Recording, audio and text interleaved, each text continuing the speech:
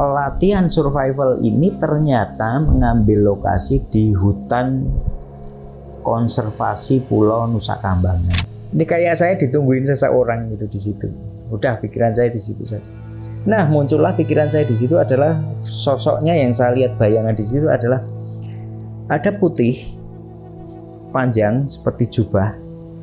Posisinya remang-remang duduk. Kemudian di depannya ini terurai hitam.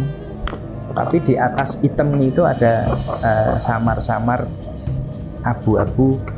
Kalau saya boleh bilang saat itu mungkin itu kalau merupakan sebuah bentuk adalah wajah.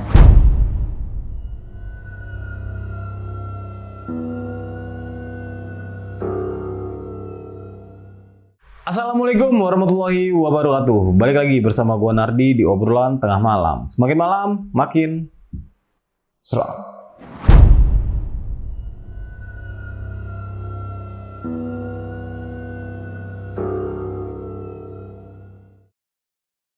Nah, kali ini gua sedang berada di Jogja dan pastinya gua ke Jogja ini pakai jasa dari Baraya Pariwisata. Itu bener-bener aman dan nyaman. Terus khusus untuk supirnya ini bener-bener ramah banget. Jadi buat kalian yang mau pergi kemanapun atau ke luar negeri, kalian bisa tuh langsung pakai jasa dari Baraya Pariwisata ini.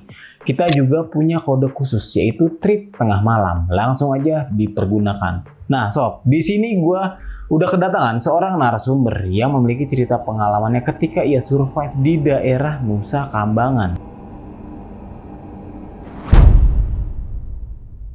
Bayangkan, jika kalian tersesat selama 1 minggu sendirian di tengah hutan yang tidak pernah terjamah oleh manusia.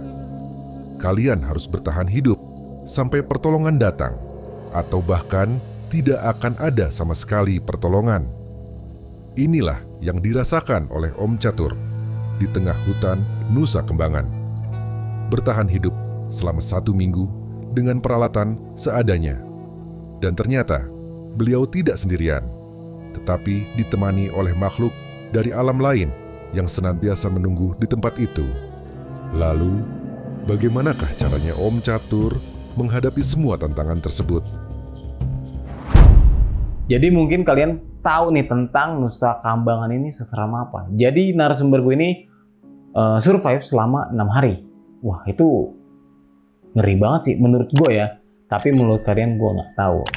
Jadi tonton video ini sampai habis. Dan buat kalian nih yang ingin menjadi narasumber di obrolan tengah malam, kalian bisa langsung aja WhatsApp ke nomor yang ada di bawah sini. Jangan lupa kunjungi media sosial kita. Nanti semuanya gue taruh di deskripsi. Oke, mungkin itu aja obrolan tengah malam. Kita mulai.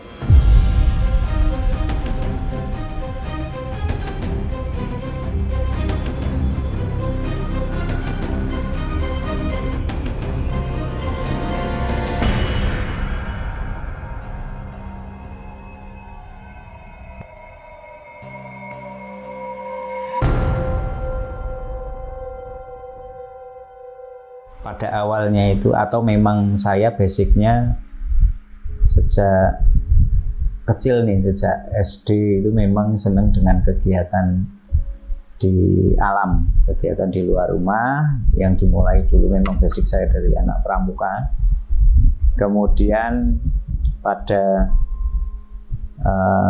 SMP ini saya betul-betul dari awal tetapi akan saya buat mencoba untuk resume bahwa sejak SMP itu kemudian kegiatan pramuka saya intens karena memang dulu era-era saya belum ada era media seperti sekarang saat ini. Jadi cerita ini saya awali dari tahun 1986 sebetulnya.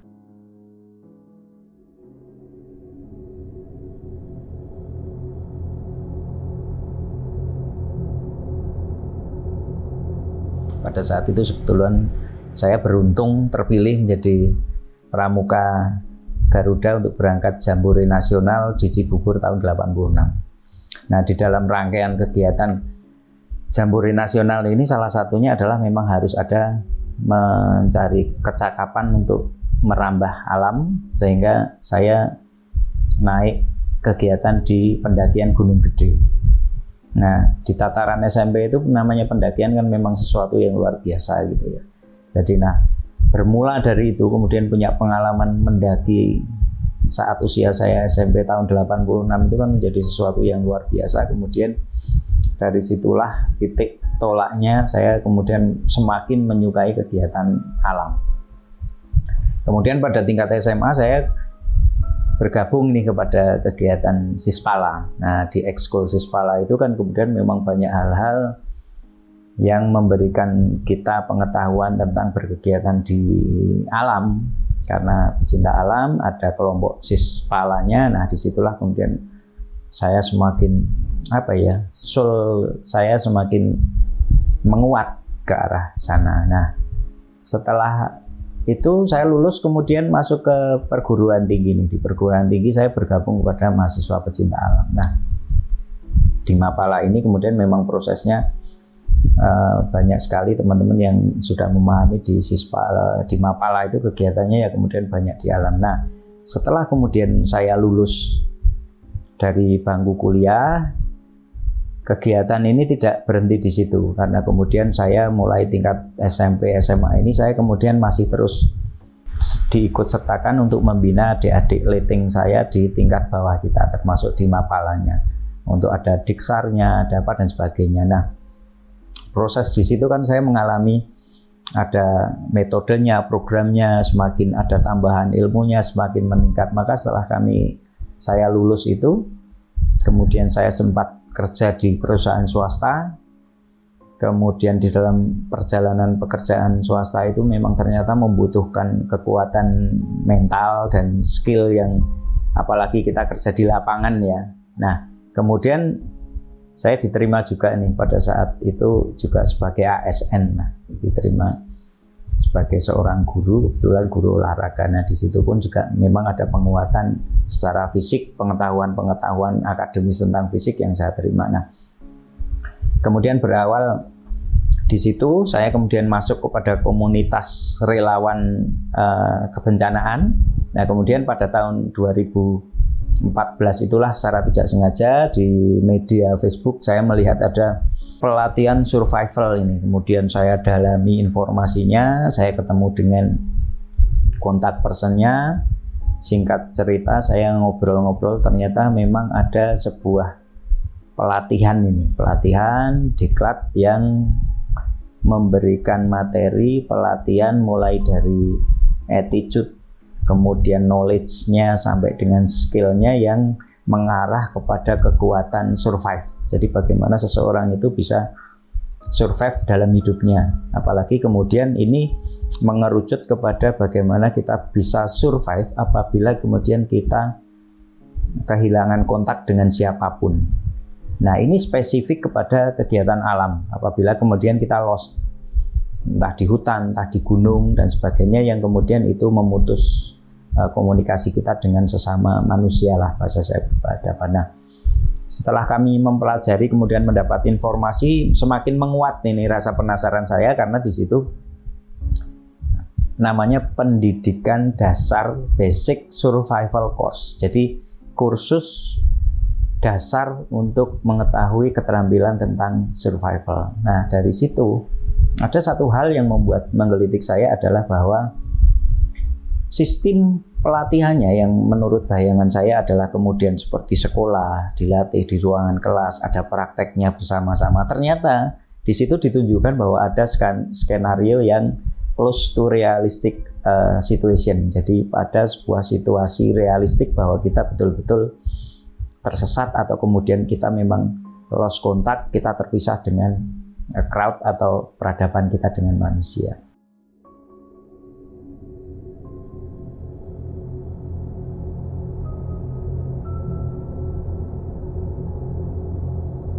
Dan itu memang saya sampaikan bahwa ternyata latihan itu berbayar dan lumayan pada saat itu berbayar. Nah, penasaran ini memang tidak sebanding dengan berbayarnya. Kemudian saya memang effort berusaha tetap saya ikuti gitu. Meskipun saya harus membayar.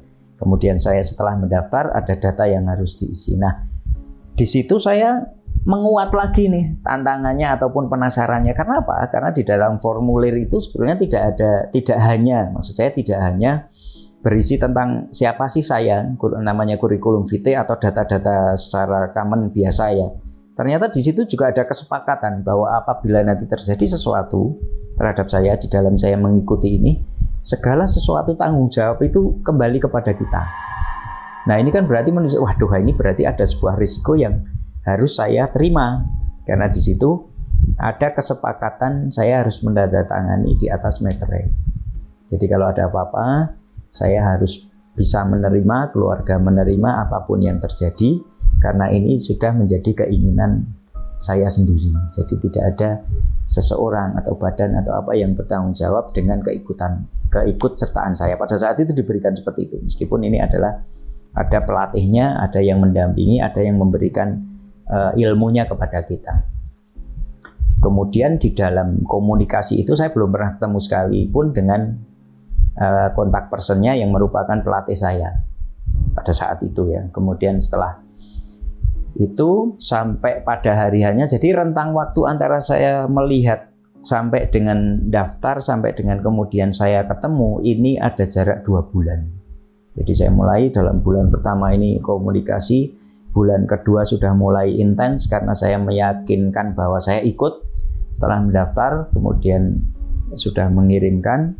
Nah pada hari pertama saya harus ketemu untuk berangkat, di dalam seminggu sebelum hari saya berangkat itu intens sudah diberikan istilahnya saya waiting list atau jadi equipment list. Jadi segala sesuatu yang harus saya siapkan itu sudah diberikan keterangannya di situ, dan luar biasa banyak sekali yang diberikan, mulai dari peralatan, mulai dari baju yang harus saya siapkan, mulai dari pengetahuan yang sudah saya ketahui, kemudian mulai dari tingkat pendidikan saya, mulai dari ijazah dan sebagainya sampai setingkat apa pada detik saya mendaftar.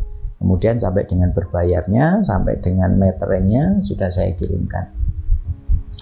Kemudian waktu itu yang membuat saya penasaran adalah bahwa pelatihan survival ini ternyata mengambil lokasi di hutan konservasi Pulau Nusa Kambangan. Ini semakin menarik saya lagi, berarti kan ini yang pada waktu itu saya kenal bahwa Pulau Nusa Kambangan adalah betul-betul pulau yang restricted, artinya terbatas, tidak semua orang umum itu bisa masuk.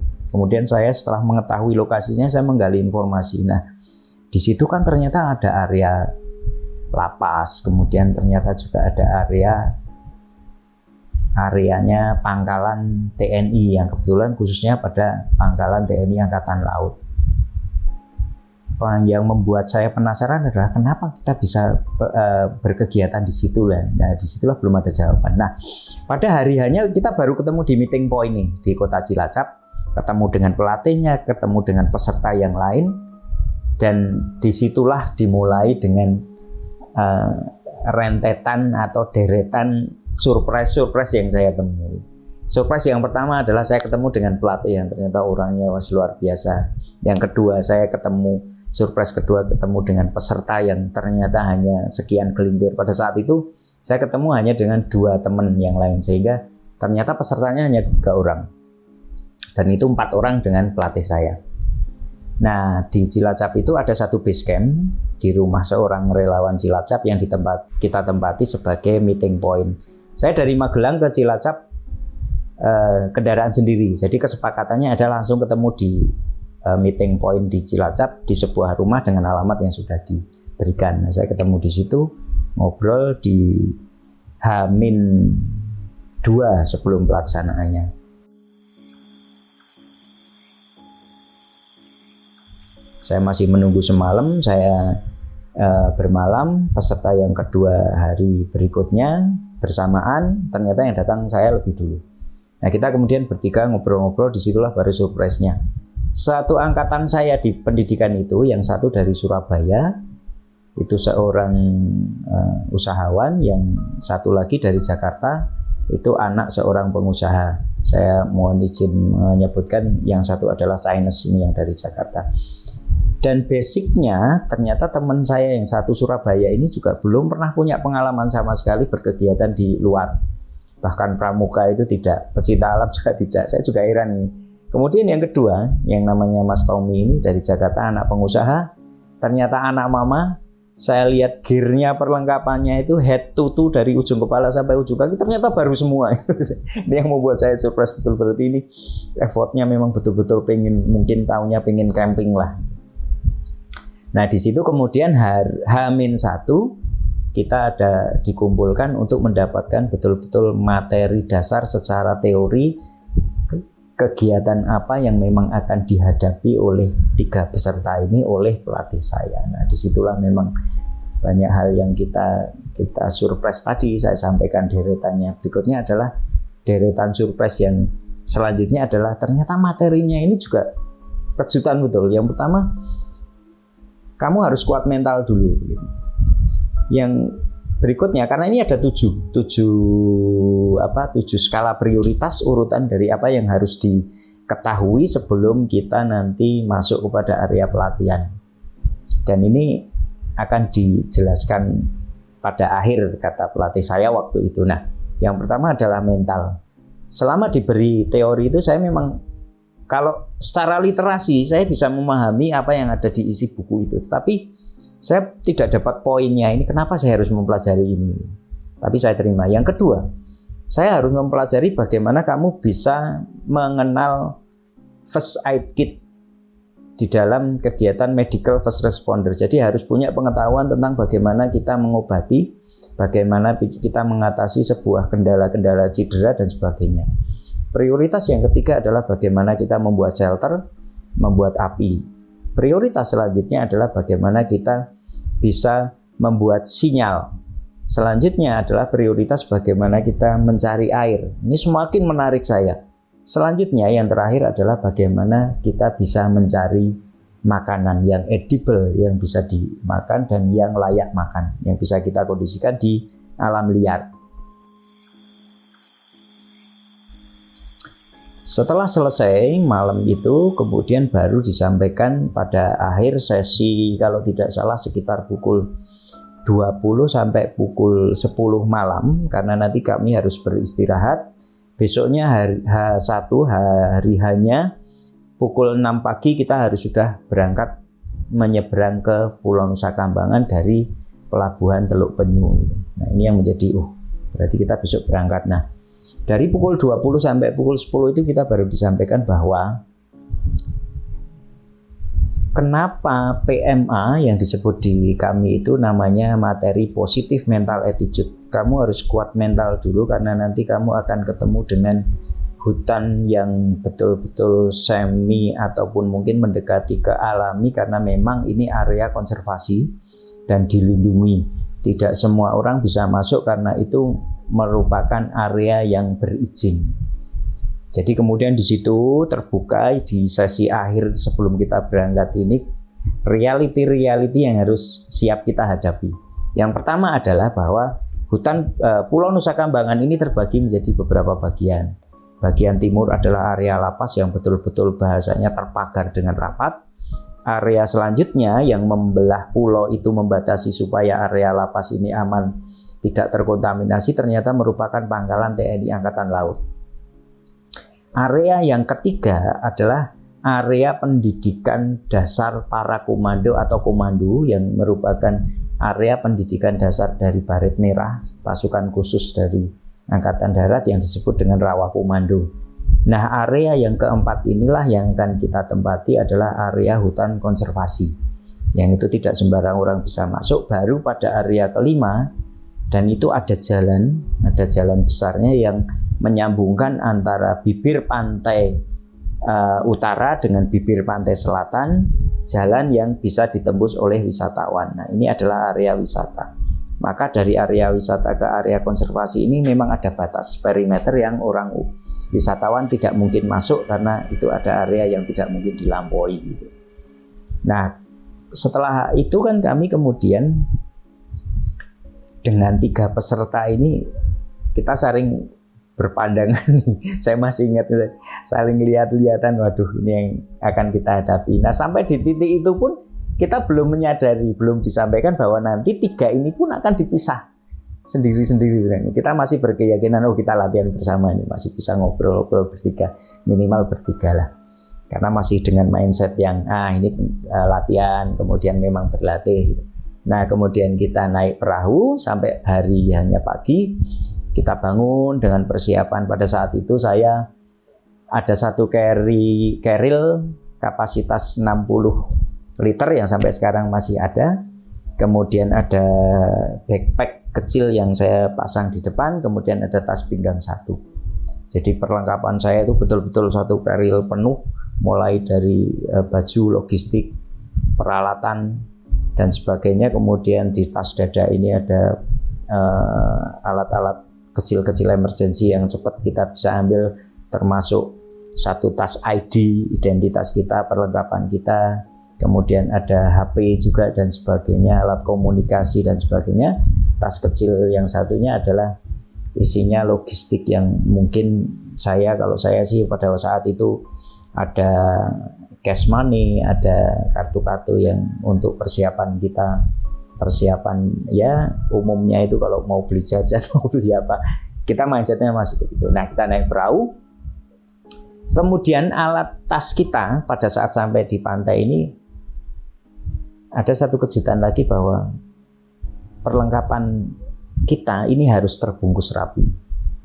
Pada saat itu hanya dijelaskan ya kalau kita ke laut naik perahu, keril kita harus jangan sampai kemasukan air, maka kita bungkus lagi dengan flysheet yang kemudian dengan teknik tertentu seperti dry bag kita tutup supaya nanti kalaupun nanti masuk ke air, barang-barang kita yang di dalam tas tidak boleh terkena air akan aman. Intinya begitu.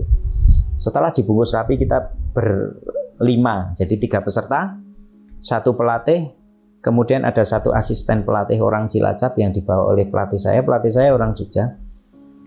Kemudian ada 1 tukang perahu yang disewa untuk menyeberangkan kita. Nah, kita berangkatlah peralatan naik perahu.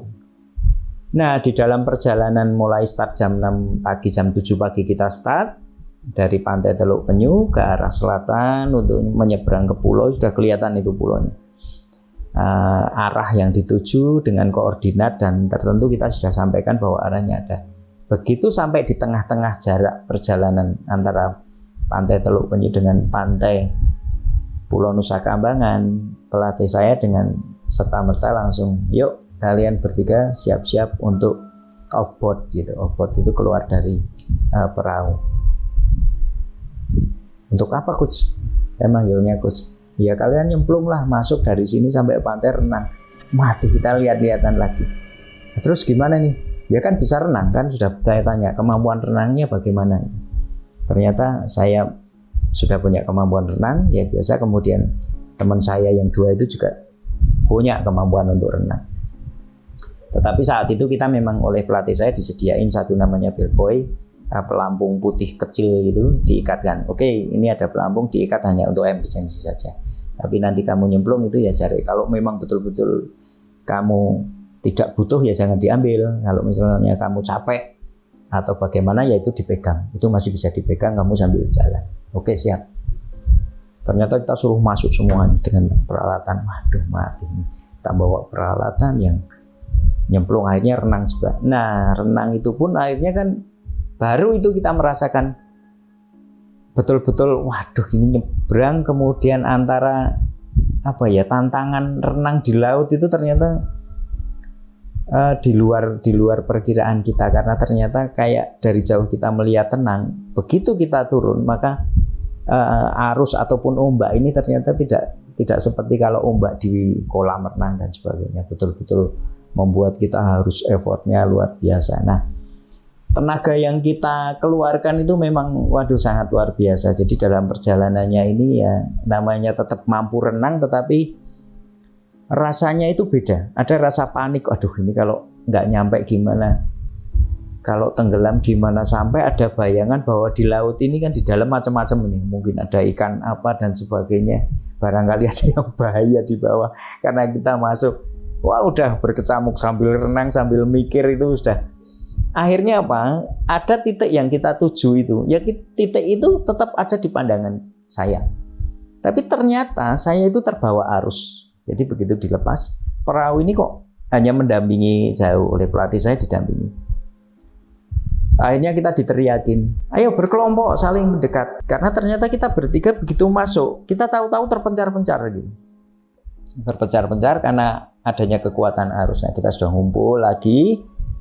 Satu namanya Om Daru itu ternyata powernya luar biasa, lebih gede dari saya. Dia mendekati bibir pantai itu dari titik target itu mungkin masih berjarak sekitar 50 atau 20 meter. Jadi melesetnya sedikit karena terbawa arus ke timur. Yang kedua, Om Tommy ini lebih jauh. Jadi jarak sekitar 100 meter dari titik.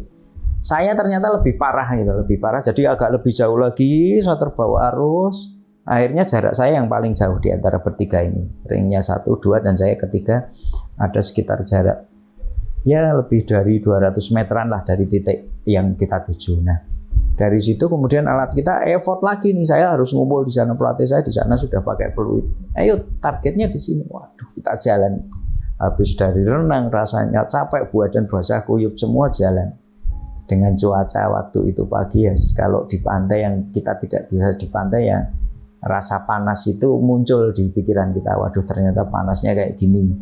Airnya asin, rasa kering di tenggorokan itu karena kita renangnya sekitar ya ada 1 jam lah, karena jaraknya memang ternyata jauh, kita dilepas di tengah-tengahnya. Waduh, disitulah baru kita merasakan satu pressure yang pertama.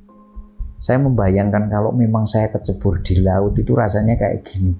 Ini masih untung saya masih melihat pulau. Saya membayangkan kalau kemudian saya betul-betul di tengah laut. Sudah, ini sudah nggak mampu saya pikirkan ada di situ.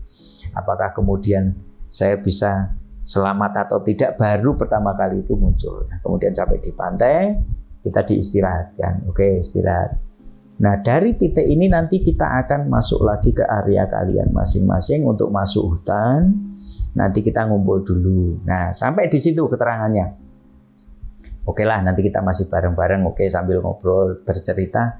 Meskipun dengan keadaan lelah dan dengan tanda tanya ya, dengan surprise yang saya sampaikan tadi, kita ngumpul pada satu titik sekitar 1 kilometer dari bibir pantai. Nah, di situ ada area sedikit terbuka, kita ngumpul di situ.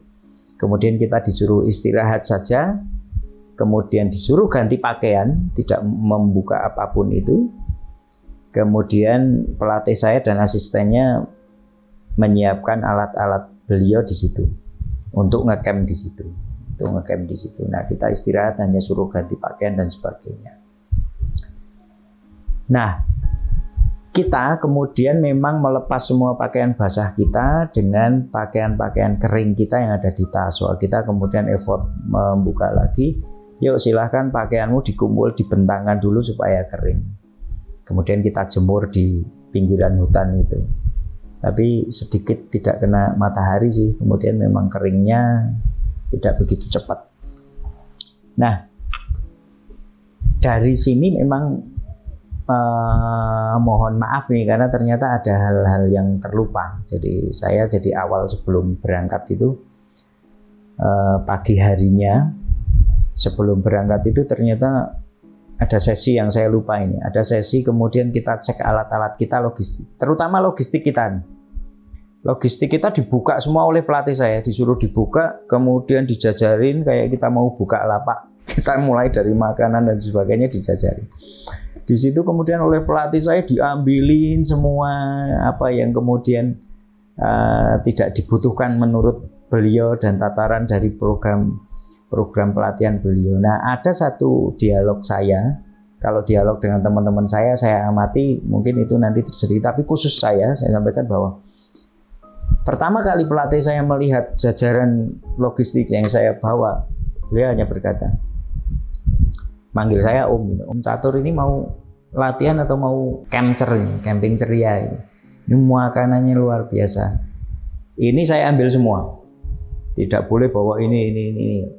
Nanti saya reasoning itu dihitung berdasarkan rasio. Nanti selama sekian hari di sana. Saya masih diam karena ini mulai mungkin. Nah, ini awal ini karena memang hari pertama. Oke, ini saya beri 3 bungkus mie instan.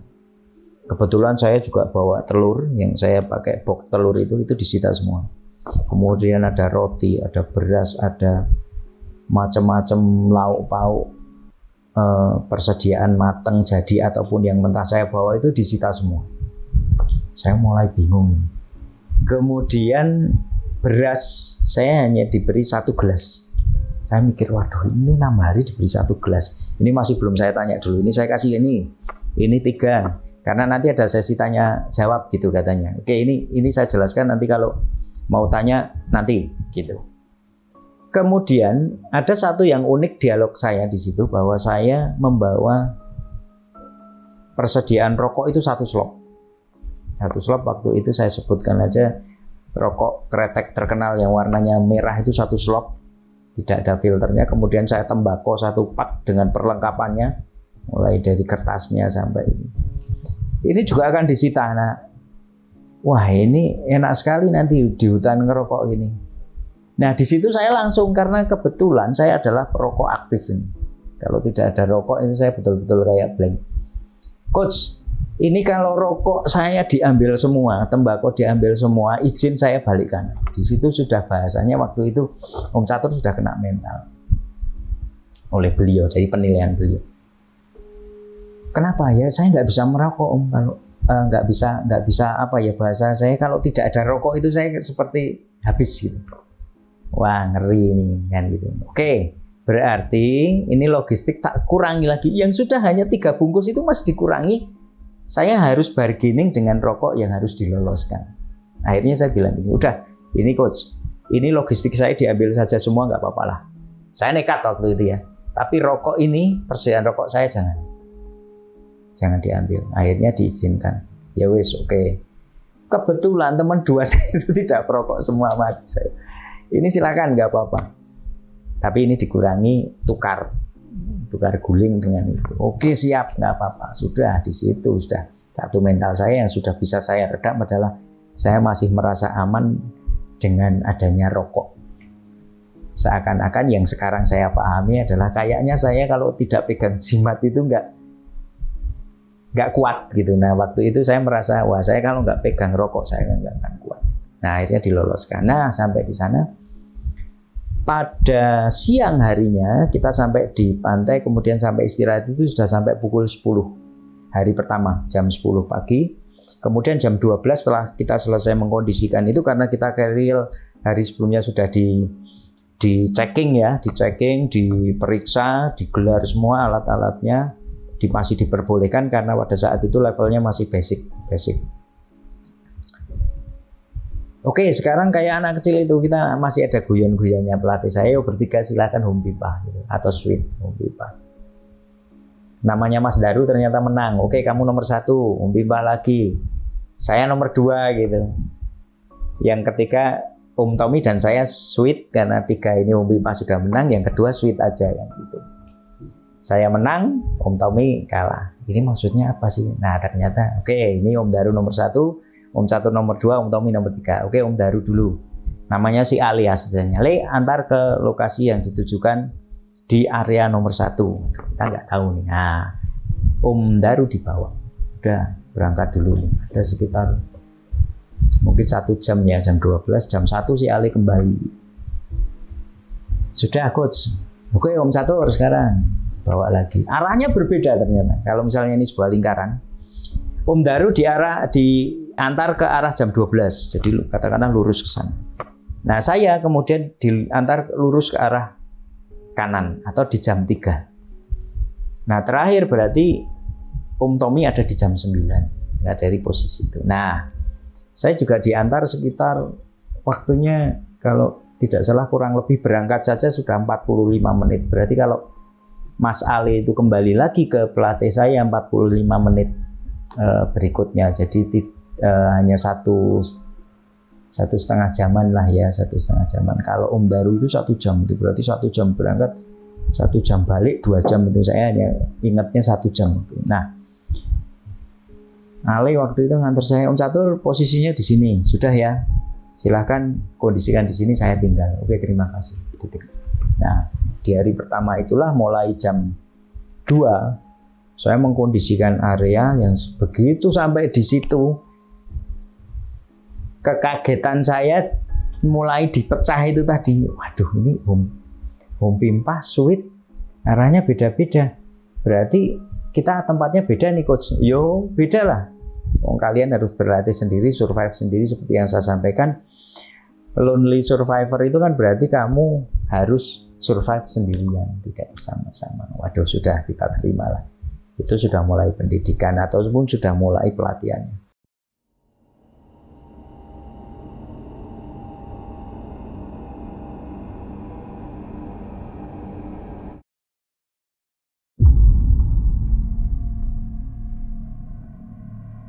Nah, di situ kemudian saya mengkondisikan area, sudah diberi pemberitahuan perimeternya adalah 1 km di lingkungan saya. Jangan lebih dari 1 km kamu bergerak, karena itu akan berisiko.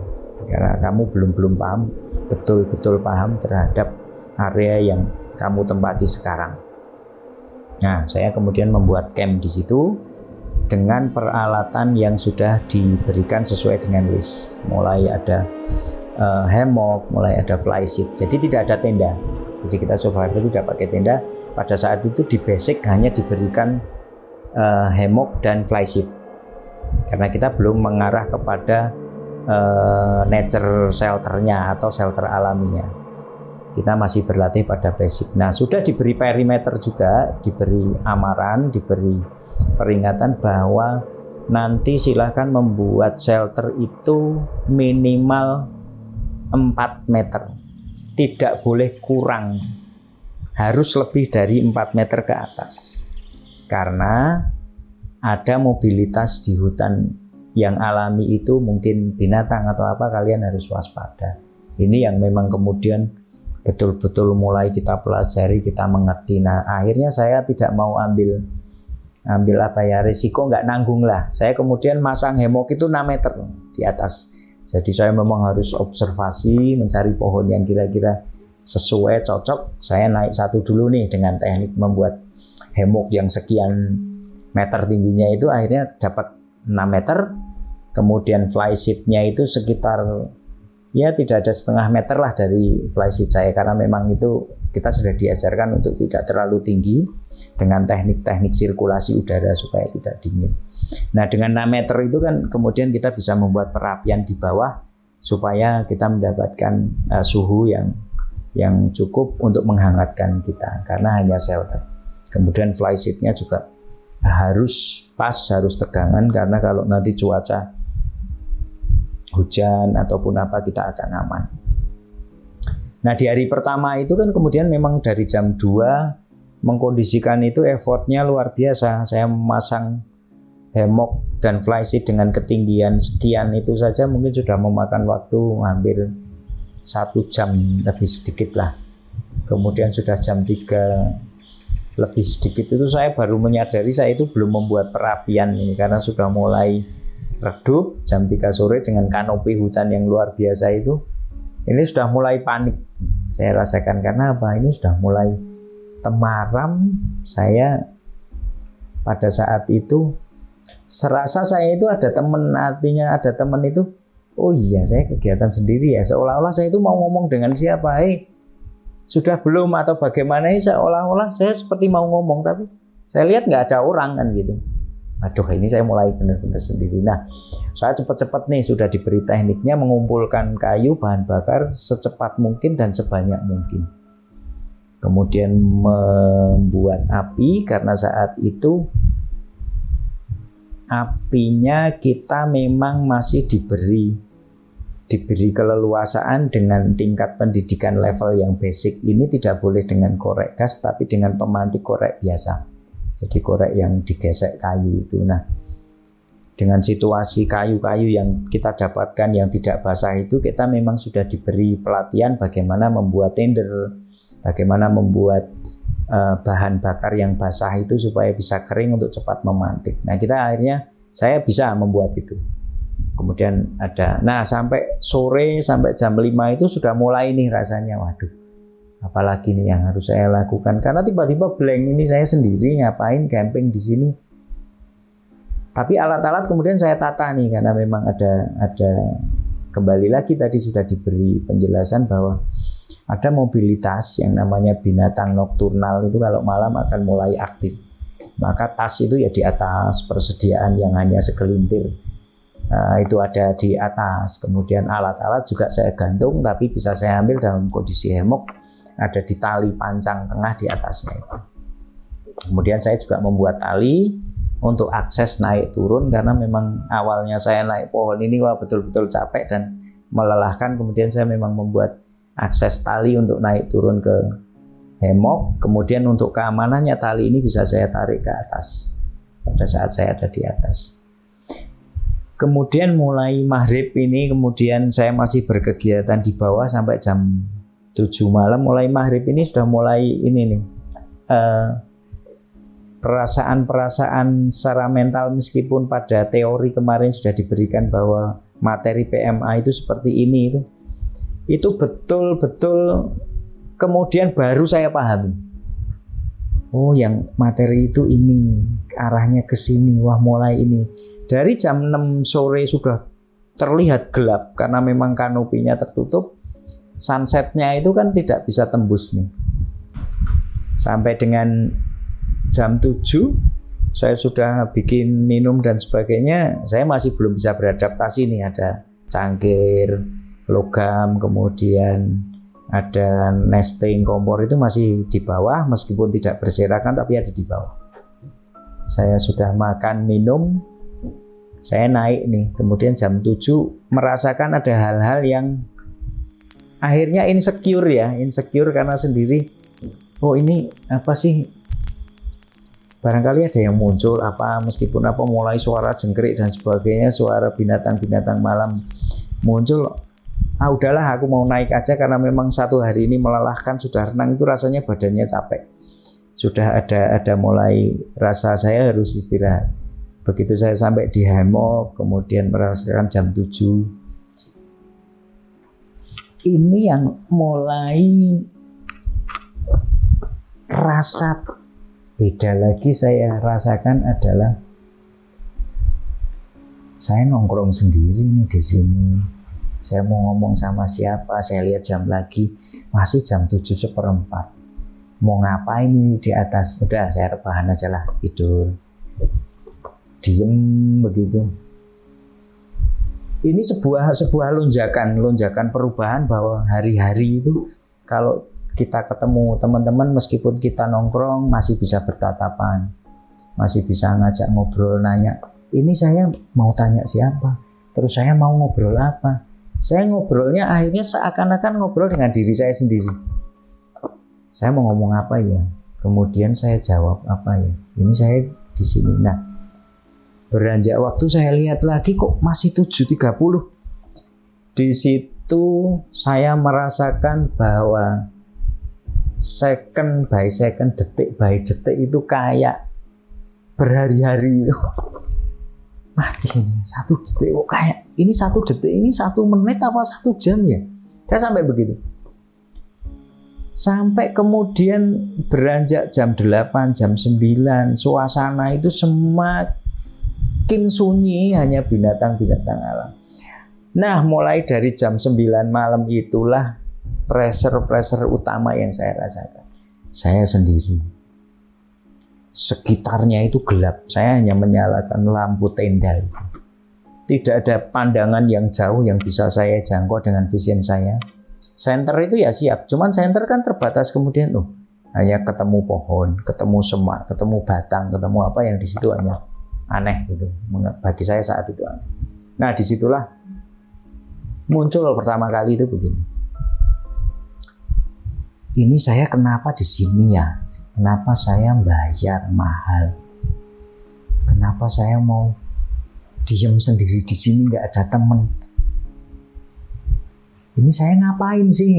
Itulah munculnya di mental saya. Saya ngapain sih? Bayar-bayar mahal kok saya mau nggak enak kayak gini? Artinya, kenapa sih pada saat itu saya merasakan yang saya sadari sekarang? Saya sudah bayar, keluar dari zona nyaman saya di rumah, enak-enak nongkrong, nonton TV, ngopi. Dengan hanya ngangkat ini, saya mau ngopi, saya harus turun. ini sudah merasakan sengsara bener gitu. Ini belum terjawab. Atau besok saya balik aja ya, ini nggak enak, ini 6 hari ini mau beranjak pada malam pertama, itu sudah konflik di batin saya.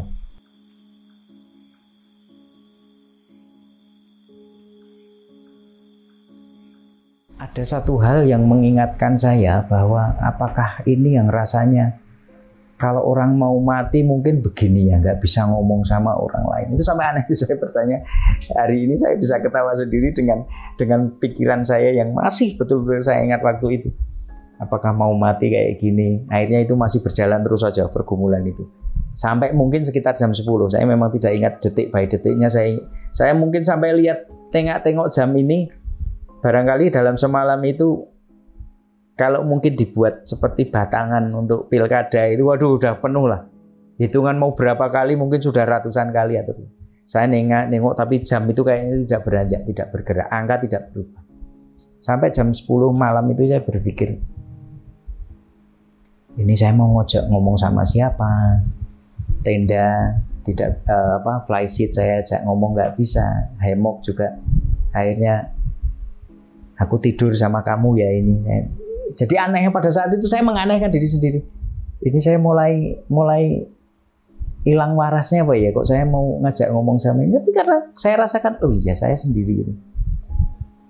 Kemudian pada jam mungkin sudah mulai mendekati tengah malam ini, semakin tekanan ini saya merasakan bahwa badan saya yang dari sehari ini saya capek mau istirahat itu tiba-tiba tidak bisa merasakan bahwa saya saat itu lelah atau tidak. Yang saya rasakan bahwa badan saya saat itu terasa selalu berat digerakkan, kayak kram gitu. Saya mau bergerak saja rasanya berat sekali. Entah karena saya pada saat itu mulai muncul rasa takut, terus terang aja jujur saya. Kalau ada apa-apa ini saya nggak bisa gerak cepat nih, saya kaku gitu. Nah benar, pada mulai jam 12 sudah mulai sunyi itu. Pada saat itu suara yang menurut saya saat itu suara serangga itu sudah mulai berkurang, kayak jerenggeri, apa yang bahasa-bahasa irama-irama sore itu hilang. Kemudian ada muncul suara-suara macam-macam lah di sekitar saya, di atas saya. Ada pergerakan daun, ada pergerakan ranting bergesek, ada kayu seperti terinjak, ada suara di bawah, suara di samping, kiri, kanan, atas, depan, belakang saya. Muncul macam-macam, akhirnya pikiran saya, kepala saya dibanjiri dengan banyak sekali praduga bentuk-bentuk yang muncul selama ini tersimpan di kepala saya. Apakah itu berwujud binatang?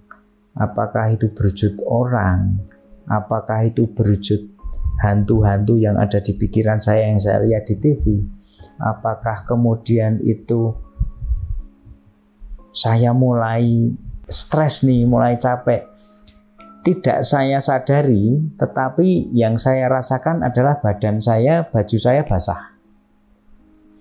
Karena ternyata saya berkeringat besar nih. Pada saat itu saya tidak merasakan dingin atau tidak merasakan gerah, tetapi badan saya merasakan ini saya basah semua ini, dan saya pegang di sini, wah sudah berpeluh luar biasa. Pada saat saya sadar bahwa saya basah, badan saya basah, ada satu suara yang dominan mengganggu saya. Saya posisi tidur hammock itu lurus, kepala di sini, kaki fly seat-nya seperti ini. Nah, di arah ujung kaki saya, atas saya, depan, berarti saya menghadap ke depan ini, memang ada siang terang itu ada pohon besar. Mungkin kalau tidak salah pohon seperti pohon beringin lah, besar sekali itu. Memang ditempatkannya di situ. Itu sudah mulai ada suara-suara aneh yang belum pernah saya dengar pada saat saya berkegiatan di alam.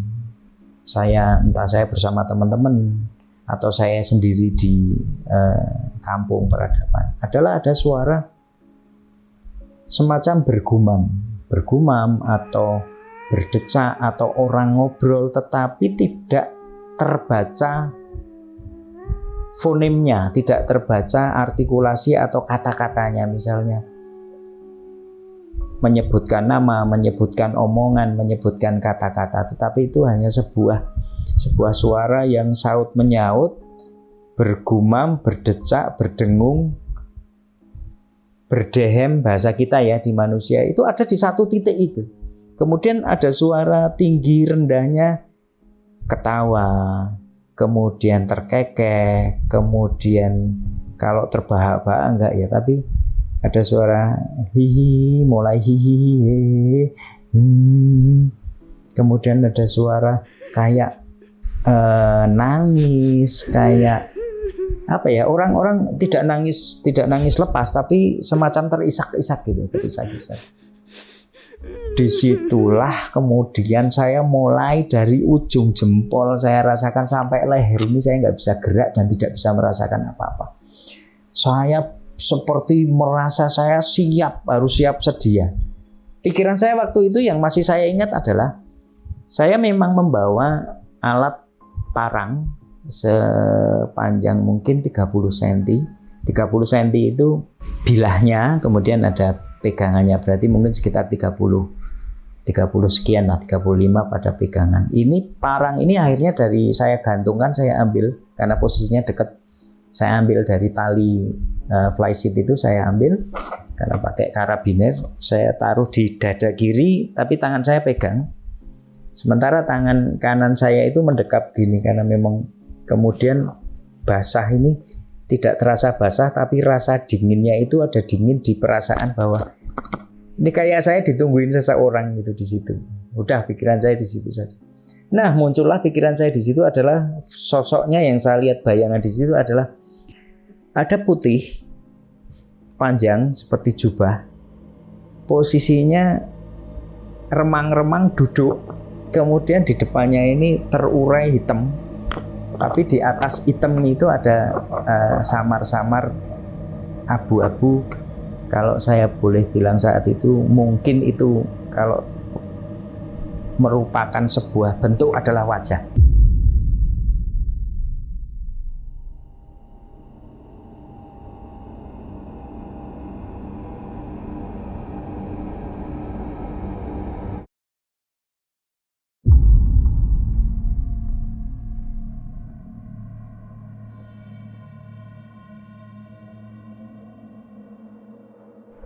Berarti bayangan saya saat itu adalah wah ini berwujud Kunti nih.